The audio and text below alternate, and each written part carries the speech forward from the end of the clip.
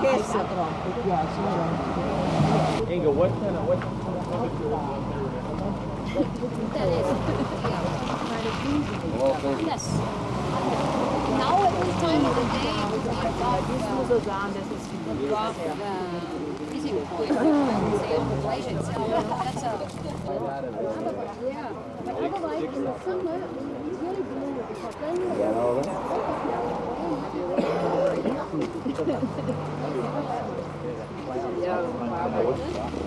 oh, that is the better class. Oh, that wasn't one. That one, it does not. German people are like, what the hell are you doing?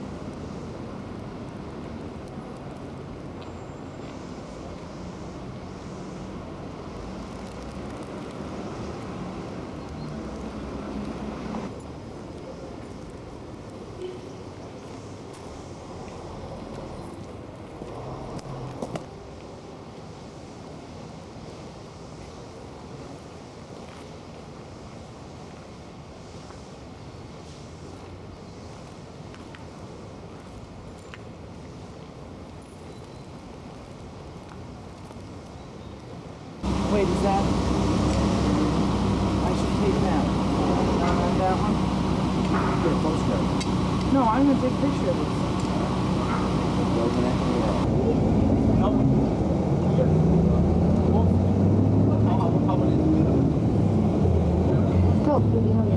So that's what we're leaving now. Okay, here we have a little hold up. By the way, would anybody like to get a stamp in the passport? Yeah. Of this corpse really was Mozart's body. So they set up a monument for him, which will be our meeting point. And when they digging for the foundation stone digging for the foundation, they came upon an inscription which was left over from the old Romans. That's where the Sound of Romans, in fact, right over there where the fort is. Here lives happiness. Let no evil enter. And I think that's a wonderful sentence. Wonderful sentence for all Salzburg.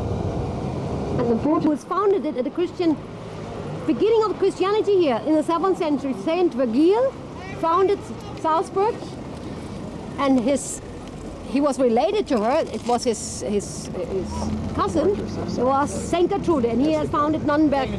And you know, in reality, the Baron and Maria got married right underneath the red roof there.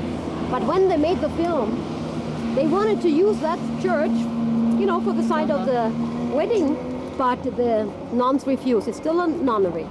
So they searched, tried to find a church which was similar to it. They found it outside of the Salzburg, about 20 miles in the south, but in reality they got married right there. How old is that? How old is Salzburg?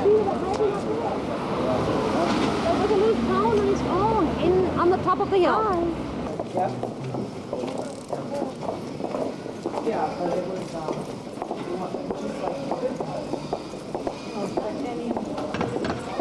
complete date of origin, and then the date of the restoration of the building. And there are all the Christian symbols there. Huh? God is under our roof and so on, he blesses us. So it's textbook.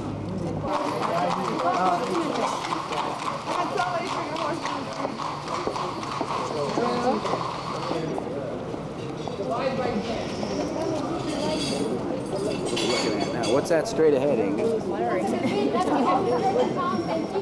What is that?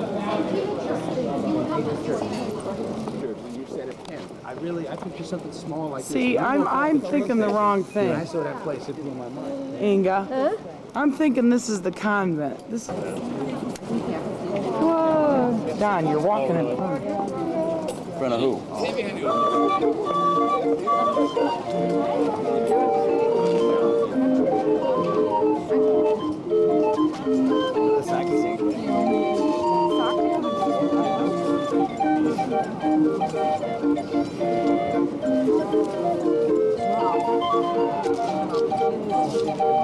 Is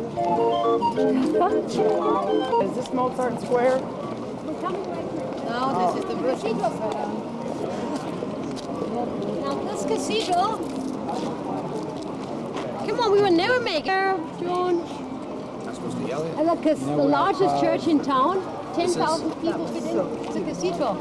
And you know, these archbishops, they had a lot of super ideas. They wanted to make this one with his 12 wives. Sorry, no, that would have been too much. 12 children.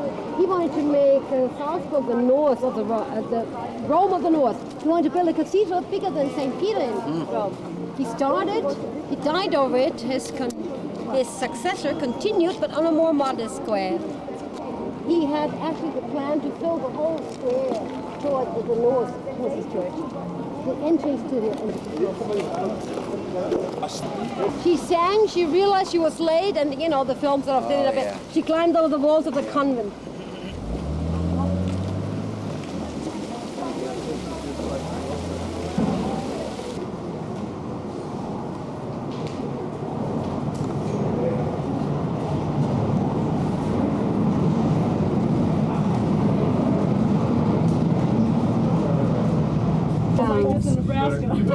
You better hope one doesn't slip. There's a glare.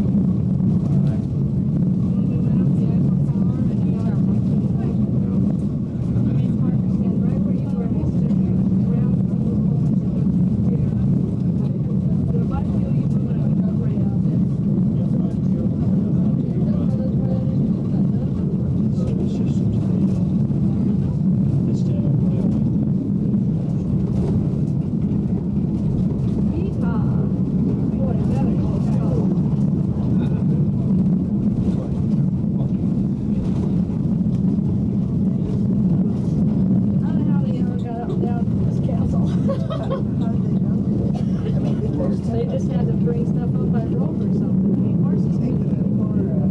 Pulleys and chains. Pulleys and ropes.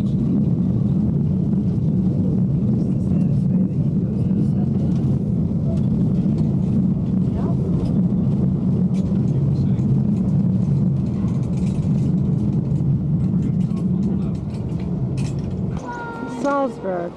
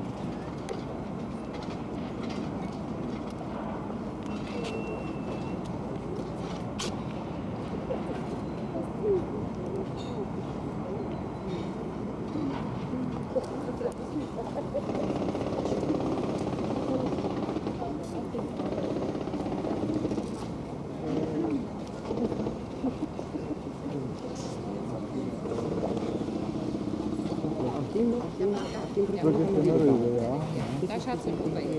Da schaut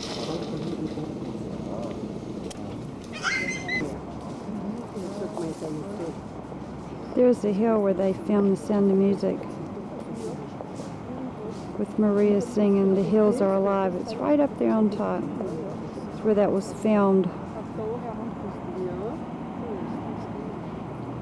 Ja, genau, das ist ja jetzt, darfst du nur mit dem Auto nicht mehr Dann fahren. ist das genau das gelbe Gebäude, Genau was da das. herschaut, was so zwischendrin Ja, ist so und so. mit der Bahn, mit den Ja, Fliegen. ja, ja. Das ist Ja, es. das ist es, ja. Und das kannst du jetzt nicht mehr mit dem Auto befahren. Das ist verboten jetzt. Da kommst du nicht mehr Ja, ja, ja. Ab da kommt's hin. Dann ist das die alte Donauallee. Da waren meine Großeltern, als sie jung waren, Hausmeister. In dem Altersheim? Ja, in den Alter sein. Das war früher kalt.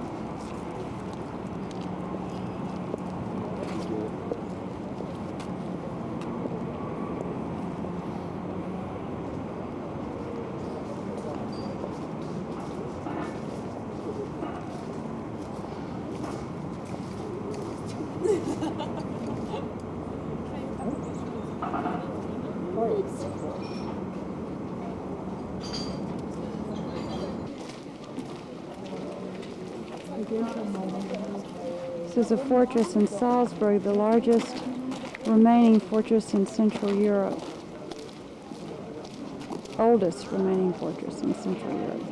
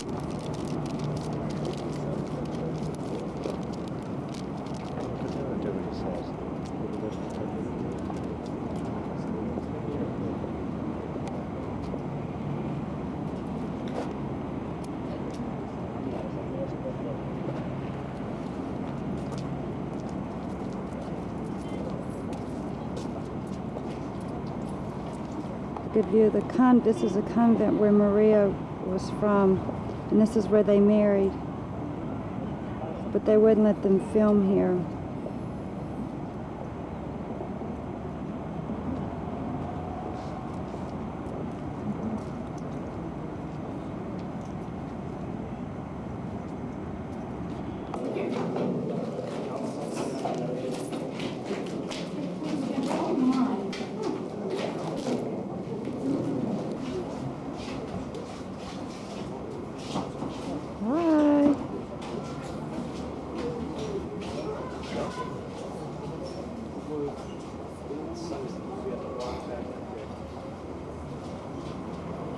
And this is our view.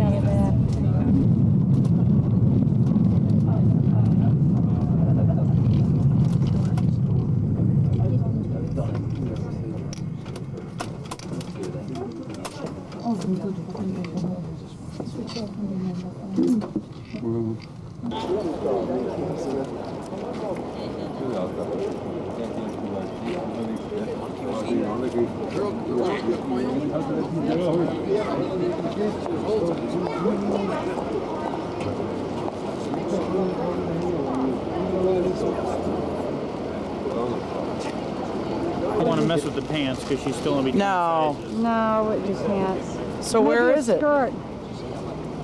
See, I don't know.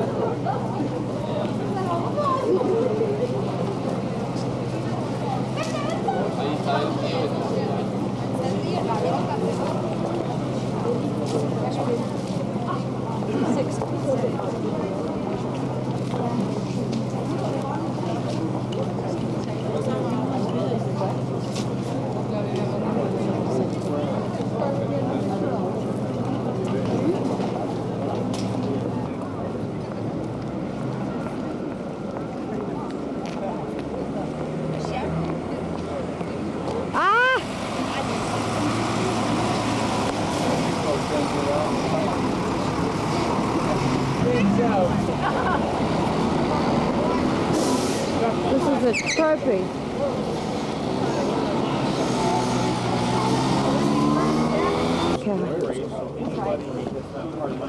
No.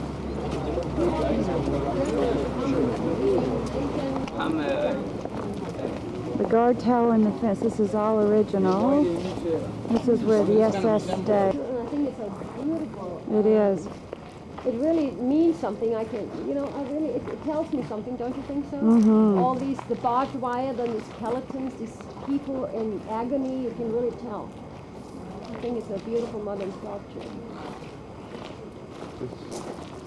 Well, the thing is, you know, it's out when you read the word the system in many ways, and not. They just happen to be poor and, you know, with the wrong religion. You're free.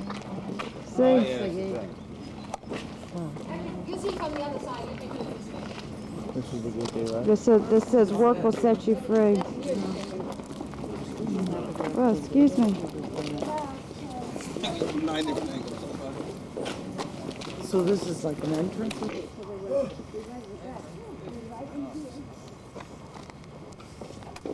Everybody in the whole world, if he participates in the army at wartime, he is not right in his and then another question.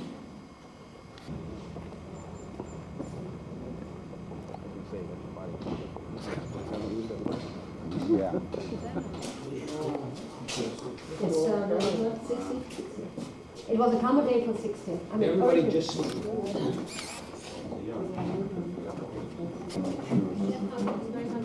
Yeah, tells you know what they were. I mean, what was they had to be very absolutely sort of tight. You can read it here.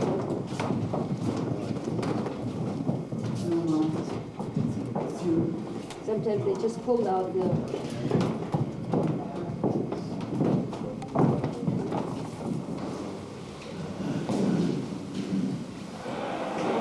Berlin, January the 30th, 1933. The torchlight procession marks the beginning of a tragedy. 12 years of National Socialist dictatorship. The new Chancellor was Adolf Hitler. His terrorist organizations, the SA and the SS, came to power with him. His brown shirts and black shirts roared out their hero worship for Germany's new savior. The man himself spoke of the Red Peril and gave the go-ahead for the liquidation of his political opponents. Der kampfgegner Marxismus wurde damals zum ersten Mal zu einem Kampfziel erhoben. Damals erhob ihn hier zum ersten Mal als unbekannter Kaiser diesen Krieg zu beginnen und bis zum Ruhm ist endlich diese Erscheinung aus dem deutschen Leben des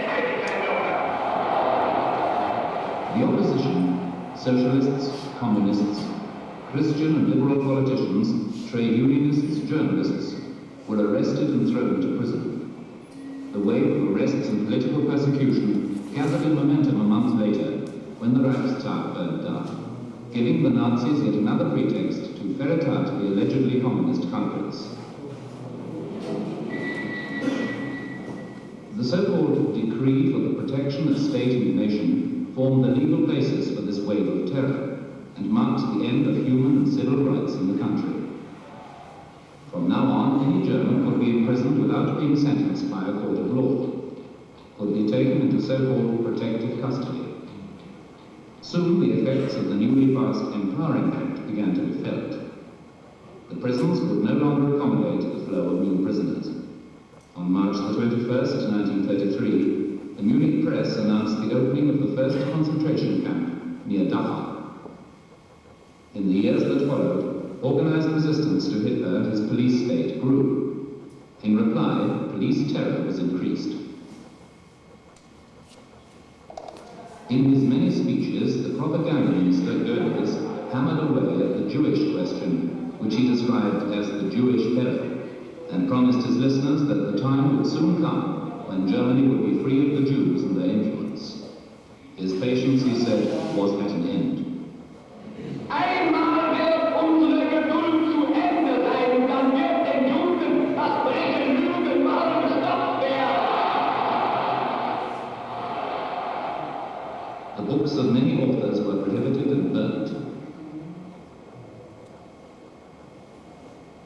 Gestapo cells and the concentration camps became torture chambers for the opponents of the regime, where the majority of them met an untimely and cruel death.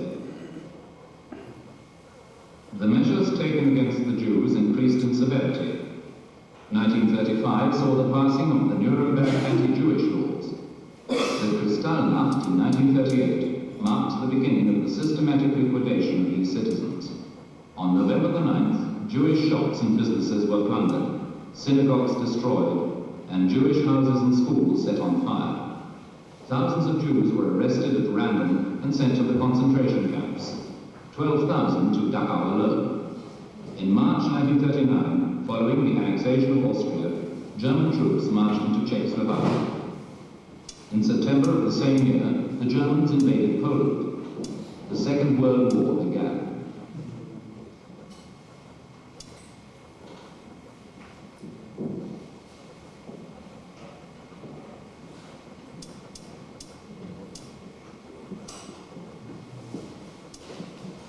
As the German front moved forward, SS and police units followed up.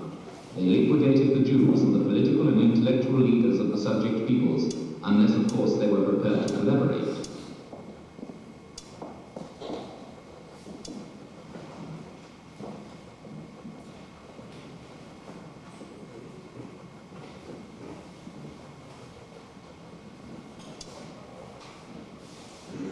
The German concentration camps were full to overflowing, so new concentration camps were set up in the occupied territories. Some of these were designed from the outset as human liquidation systems. The concentration camps were a means of maintaining German domination in the occupied countries. Here they had the same objective as in Germany, rendering organized resistance impossible.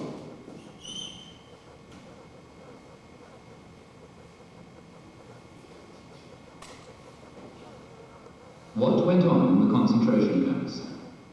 No films of what happened were shown in public. But in Dachau, the first concentration camp, which served as a model for the others, the SS took the photographs we see here. Everywhere the same principles obtained. An extreme military order designed to make life unbearable. Brutal punishments for any attempt to ameliorate these conditions. And work to the point of death. Over the years, the concentration camps drew on an ever-increasing circle of victims. Political opponents, Jews, priests protesting against the connivance of their own church, Jehovah's Witnesses, conscientious objectors, and gypsies, for the Nazis as much a second-class race as the Jews. Foreigners too, patriots of the occupied countries, and even prisoners of war. How many Russian prisoners of war were shot in Herbertshausen near Dachau, we no longer know.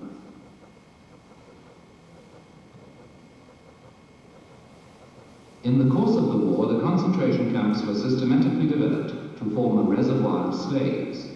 The Nazis needed the slaves for the armaments industry. Dachau also expanded. By 1945, the camp had developed many subsidiaries, 36 separate camps in all. Here, 37,000 prisoners were systematically exploited for the armaments industry.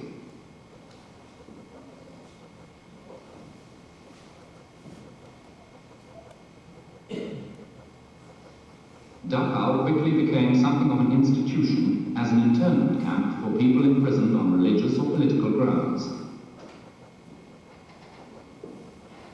But the SS did not stop at that. They soon began to use it also as a prison for criminals and antisocial elements. Their aim was to humiliate the political prisoners and to reduce their credibility in the eyes of the civilian population. The German public heard very little news, if any, from the concentration camps. But rumors circulated all the same, and they were supposed to circulate, for intimidation was a vital function of the concentration camp system. In this way, the camps contributed to the stabilization of the Nazi regime. April the 29th, 1945. The noise of the Allied front could be heard in the camp. Some of the prisoners heard it, the noise of artillery, the noise of air attacks. Their comrades working outside the camp returned with stories of tank battles in the vicinity. The camp was full of rumors. The question was, what would become of the prisoners? The prisoners knew something was in the air, but what exactly they could not say. And the fighting went on. In Dachau, more than 30,000 captives, at the limit of their powers of survival, knew only one thing. They must survive the last few hours. They said to themselves that these years of torture must not be in vain. They would do anything to prevent the SS from destroying the camp at the last instant by means of bombs, fire, or gas. A group of armed prisoners, together with their comrades from the local resistance organization, tried to put these rapidly formulated ideas into practice. They failed, and were shot by the SS in the main square of Dachau. Help came from a secret organization in the camp, the International Prisoners Committee. They succeeded in warning the American invaders that thousands of human lives were hanging in the balance, that every hour could mean countless human lives. Now the unbelievable had happened. Those who still lived were free. They would never be tortured again. But what about the others? The first thing the American troops saw was not the watchtowers of the camp. They found one of the trains bringing prisoners from other camps to Dachau. The trains rolled into Dachau, crammed with slave labor from the occupied territories.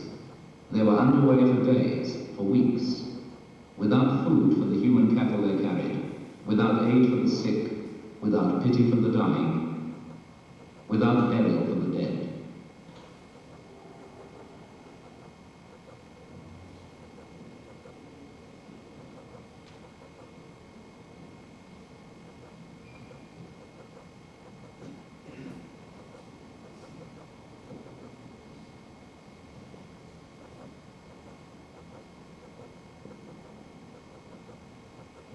Dachau.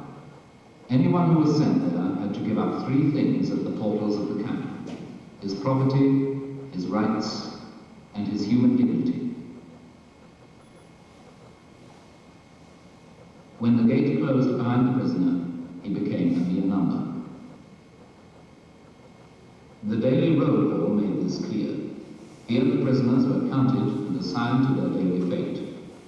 Here decisions were made in an instant. Decisions like these: which prisoners were to be worked to death and which not? Which of them were to be beaten and which not? Which of them was to be allowed food? Which of them was to be allowed to receive mail and which not? Day in, day out, the SS pronounced over life and death.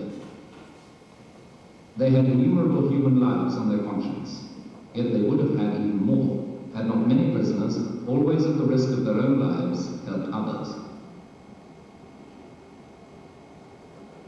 When help did finally come, it was a day of flags. The flags of all 26 countries out of which the captives had been torn. How can you make a new human being out of a person whose human rights have been denied him?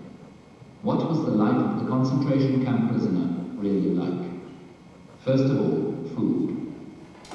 Those prisoners who were allowed to eat were given breakfast, consisting of a piece of dry bread and thin ersatz coffee, sometimes a spoonful of jam. Nor was lunch, if you got it, worthy of the name. How can you work 12 or 14 hours a day in the quarry, in the forests, or in the armaments factory, with only a plateful of thin soup in your belly, when your hands shake and your innards shrink?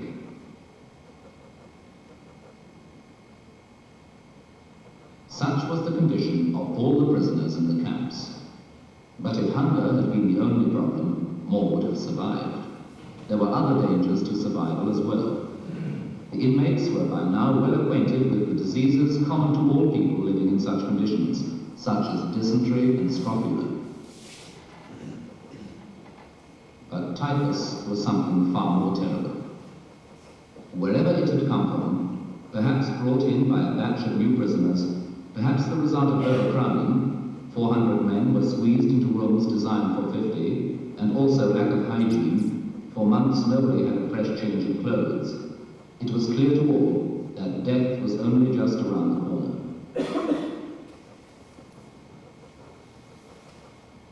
The sick and the more or less healthy were all herded together in one room. What hope was left? That nobody had a right to hope was made clear every evening at sick parade.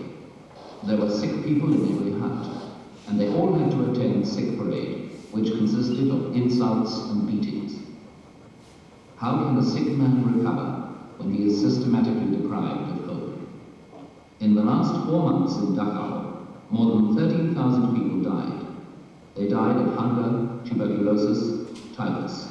Some froze to death.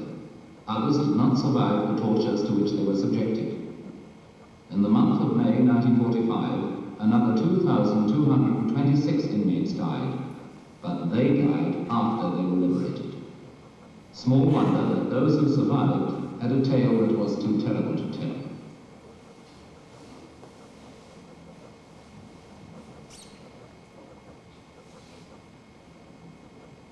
Two days after their liberation on May 1st, 1945, the survivors celebrated this unbelievable event. Those of the 30,000 who could stand stood on the parade ground once again as free men. Priest and communist, Bowen and Pole, intellectual and worker, they all celebrated the day of liberation from slavery. It was to be a new life of freedom from fear and persecution, a life in which differences of nationality and politics played no part.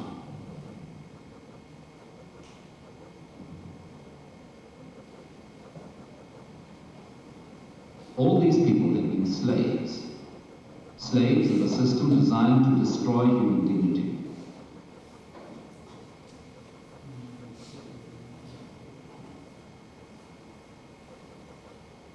All these people were victims of man's cruelty to man, and yet many of them survived only because solidarity and brotherly love still existed, even in the hour of deepest despair.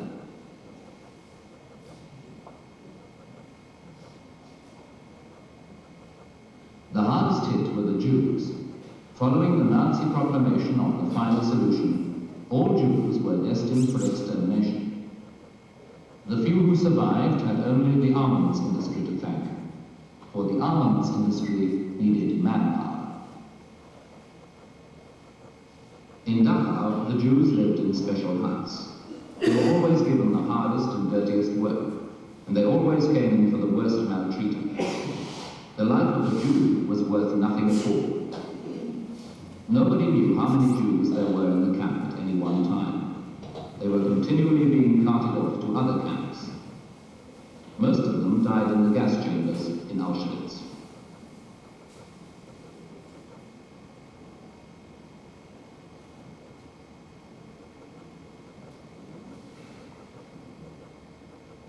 Dachau had its crematorium too.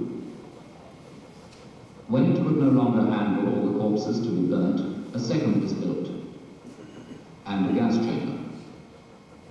The prisoners to be gassed were to be taken into the so-called washroom. There the doors would be shut and the room filled with poison gas. In Dachau, this installation was never put into operation. Nobody knows why. The only thing everyone knows is that pity played no part in the decision. For all prisoners who were too sick to work were sent to other extermination camps, often to Schloss Hartheim near Linz in Austria, where the gas chamber was in operation. Hygiene is your duty. Don't forget to wash your hands. The SS put up this notice in the crematorium. The ovens burnt day and night. But in the last few months before the rescuers came, the pile of corpses grew. There was not enough coal to burn them all. Putrefaction hung over Dachau. Among the local population, suspicion became certainty as they saw with their own eyes what had been going on in their immediate neighborhood.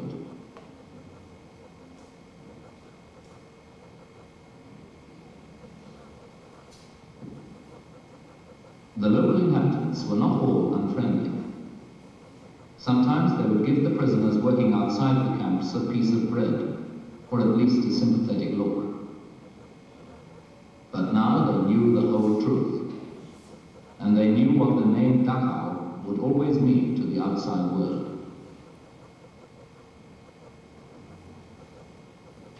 In Dachau, there were also 2,700 priests from 20 different countries. Over the years, all priests taken captive were assigned to Dachau. The German priests were allowed to hold services in a primitive barrack hut chapel. The others were not allowed in, and any of them caught praying was severely punished.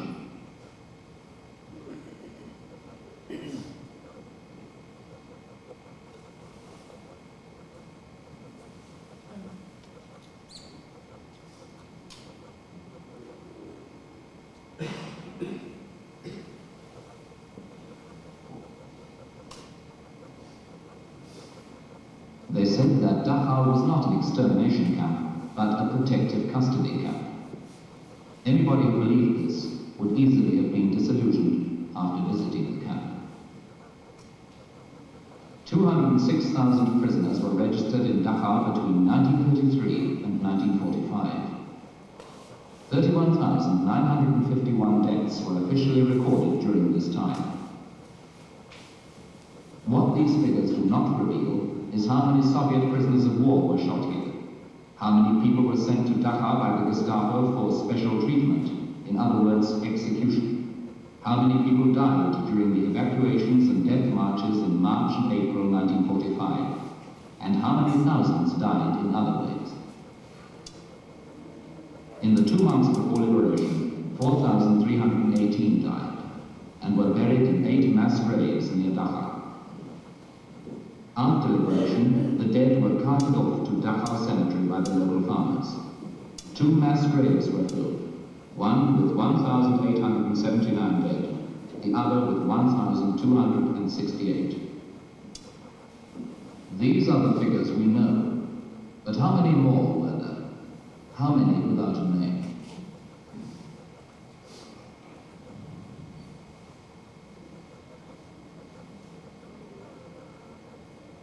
Dachau was a concentration camp no longer.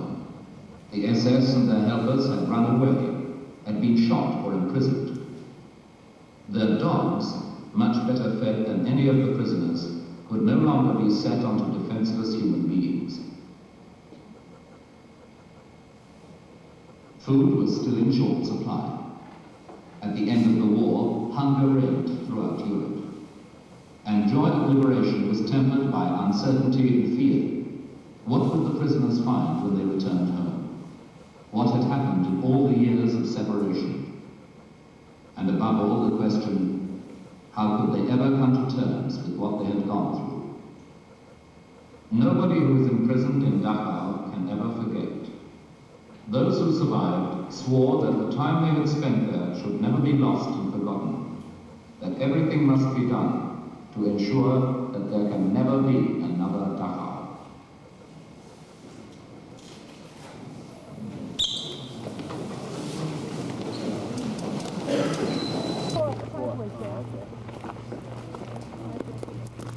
Man, you come out of your hut and that's what you see every day. Oh, I know it. I'm gonna pick up some stones. She didn't think this was the original surface. Wonder where I can.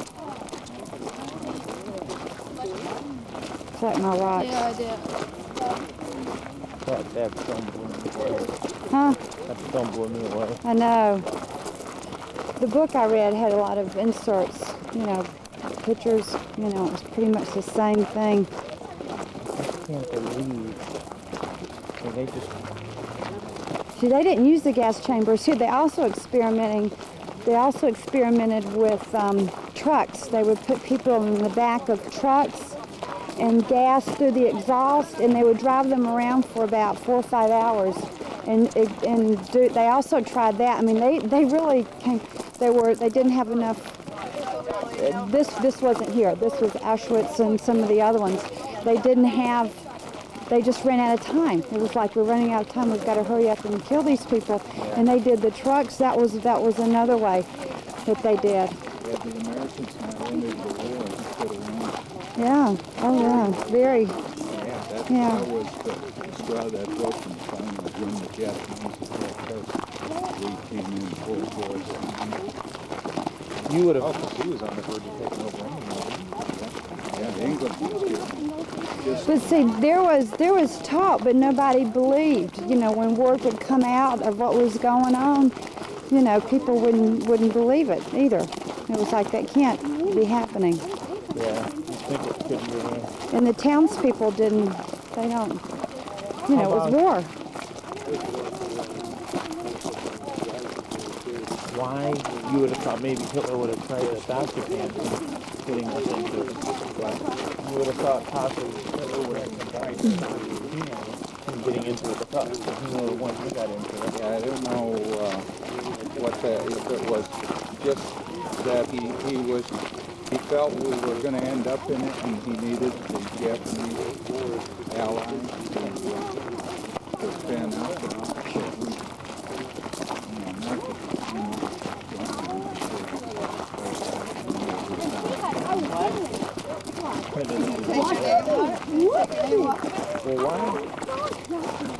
Oh, here are the chapels. I'm not sure. All I know is that obviously he was going to conquer Europe. Right. That was, I don't. These are the chapels, the three chapels.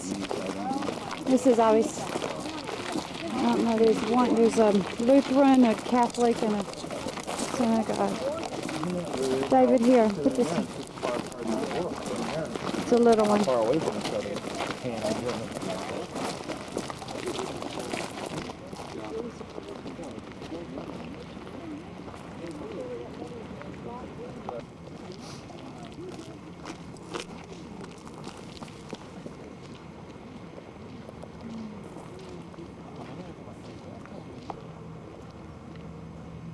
This is where all the barracks were.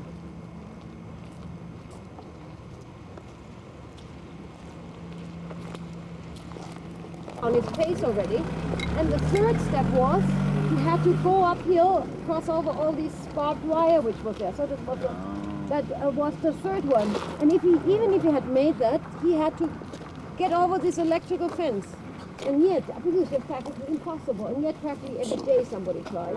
And even if they had succeeded to escape, which sounded absolutely impossible, then where did they go to? Yeah. You see? Yeah. They had the uniform. They had, they were somewhere in a lot of farmland around here. So when they really made it to a farmhouse, you know. Some did get out. Oh, some did get out. Some did get out. And to the farmhouse, I mean, the people knew. Some of them, they hit them. They escaped. Yeah, but they knew the whole family would have been shot. So a lot of people made it to the farmhouse, but they had no chance. Neither the family nor the people took the wife. So. Get over that.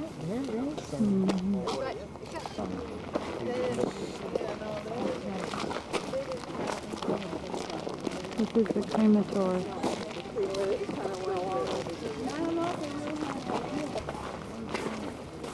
This is actually a grave site, huh? Memorial. No, A memorial, Jewish memorial.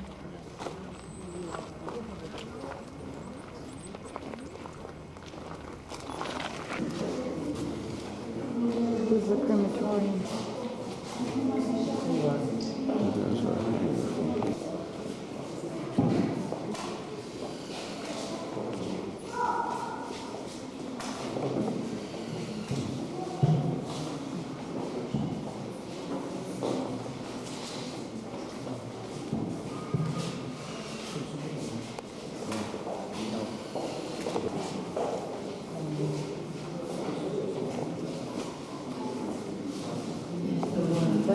They were affected, but not. Right.